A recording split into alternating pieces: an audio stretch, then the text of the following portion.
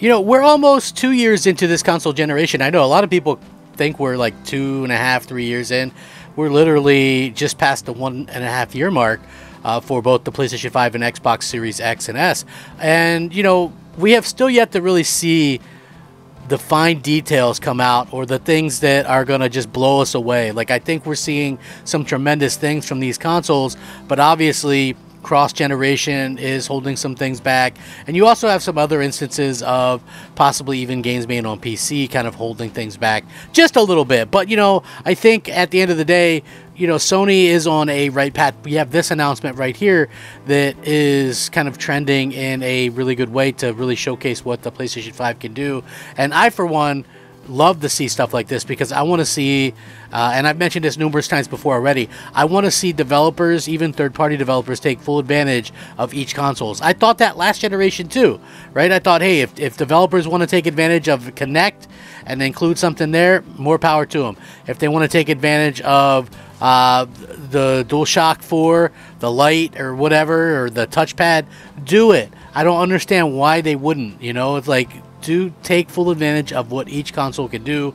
I think us as consumers, we deserve that, because we're investing in these platforms. You know, we're spending our hard-earned money, and, you know, it's kind of a shame when developers don't do that. So when you see stuff like this, it makes you kind of happy and perk up just a little bit, and, you know, put a smile on the face like this, because, you know, you're happy about what's going on, and that they're taking things seriously.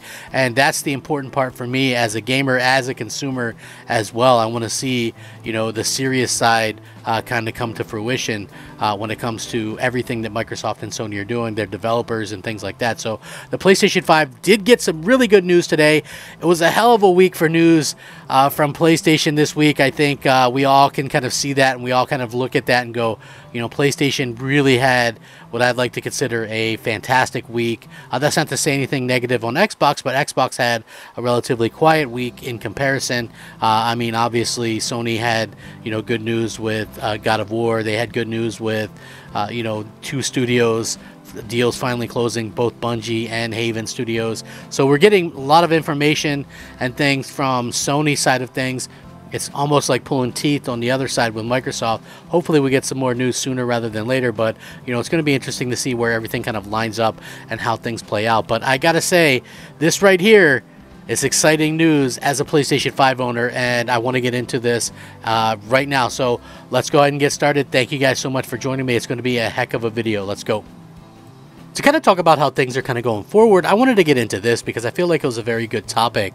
Now, Sony has always done a really good job of bringing things together and getting everybody sort of stoked for the future of PlayStation, and we continue to see that happen. And, you know, listen, God of War sounds like it's going to be an incredible game, and it looks like we have a good idea on what it's going to offer in terms of the playability on the PlayStation 5, as it looks like it's going to be native 4K at 30 frames or dynamic 4K at 60 frames. So much in line with a lot of the things we've gotten from other studios and other games so far. So we finally got to look at a release date for God of War Ragnarok, but there's still some outstanding questions about the game. For instance, what kind of graphics modes can we expect at launch? And it seems like a particular question has been answered, as they've begun sending out pre-order alert emails which offer an official listing of key features from Sony themselves. This is what it says. Feel your journey through the Norse realms, made possible by immersive haptic feedback and adaptive trigger functionality. Take advantage of multi-directional 3D audio, hear enemies approaching from any direction. Bask in the beautiful worlds you travel through, brought to life by precise art direction and arresting attention to details. Switch between 4 full K resolution at a targeted 30 frames per second, or dynamic resolution upscaled to 4K at targeted 60 frames per second. While having the fidelity and performance modes is pretty standard these days, it's nice to have it confirmed. God of War Ragnarok will offer a 60 FPS mode, as 2018's God of War was initially 30 frames per second only. It's encouraging that the 60 FPS mode offers dynamic 4K, as that isn't necessarily a given. Horizon Forbidden West performance mode only offers a dynamic 1800p, for instance. Of course, we won't know what native resolution dynamic 4K is. It's typically running at until the frame rate counters get their hands on the game. But it seems that Sony Santa Monica is squeezing the PS5 pretty hard. That said, there are a few other visual options, such as 120 frames mode and 40 FPS balance mode, similar to the one recently added to Horizon Forbidden West, that I wouldn't actually mind seeing. Perhaps these will be added post-launch, or maybe they've had enough time with the delays to add them even before launch.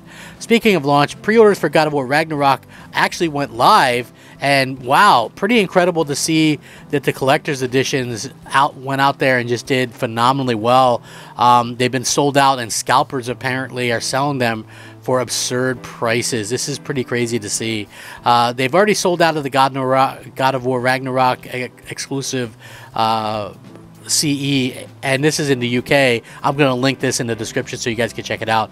And some of these have gone to scalpers that are reselling the bundle for as much as $600. For the record, it's usually $229. So in case you weren't aware, Game, which is a UK sort of like GameStop, has exclusive rights to collector's edition of this. So it means if you haven't secured your copy from there, your only other choice is to wait for PlayStation Direct to go live with pre-orders. It's unfortunate yet again, but this is actually happening in the US as well. We're seeing a lot of things happen where, you know, maybe we didn't expect it. But yeah, it's super interesting that, you know, God of War Ragnarok is obviously going to have a ton of options for gamers.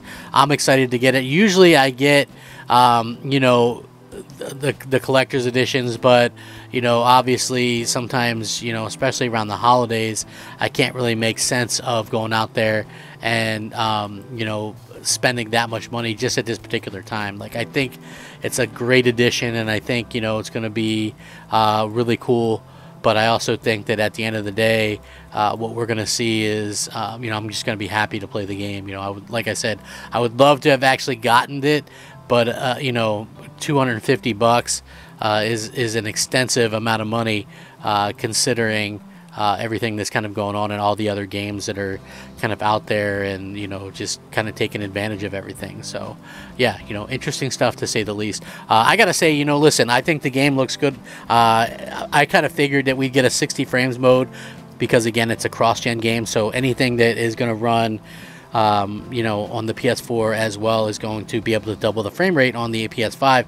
It's kind of the same way with the Xbox One and Xbox Series X. Anything that was running at 30 is going to be able to hit 60, and maybe even then some on the Xbox Series X. So yeah, we'll see how that all turns out. But yeah, love to see this. Love to have, you know, a good idea of what to expect. I, of course, will play it at 60 frames. You know, Horizon Forbidden West was something that I played at, you know, 60 frames, while a lot of people were like, no, I'm playing it at 30. You know, for me personally, it was just a 60 frame or nothing type of situation for that, because as beautiful as that game was, it still looked beautiful to me at 60 frames, but the gameplay is kind of janky, and so I thought, you know, it made sense for me personally to kind of change the, you know, gameplay and have it be a more smoother experience for me with my TV and things like that. But they did go and update it later on. I hope that, you know, that's the thing, you know, it's like, it almost doesn't pay off to play through these games when they first release. It almost pays off to wait a little bit, because then you get a better idea of kind of what to expect and things like that. So, you know, we'll see what happens. I'm excited by the future of it. You know, these consoles aren't even really getting tapped into just yet. So, you know, hopefully we get an idea of what's coming sooner rather than later. But anyway, I'm going to link this article, both of these, in the description below. If you enjoy my content, please leave a like on the video. It helps it to be seen and the channel to grow. Rack 'em up, fact 'em up, Crap Gamer 'em up. Thank you so much for watching. Crap Gamer out.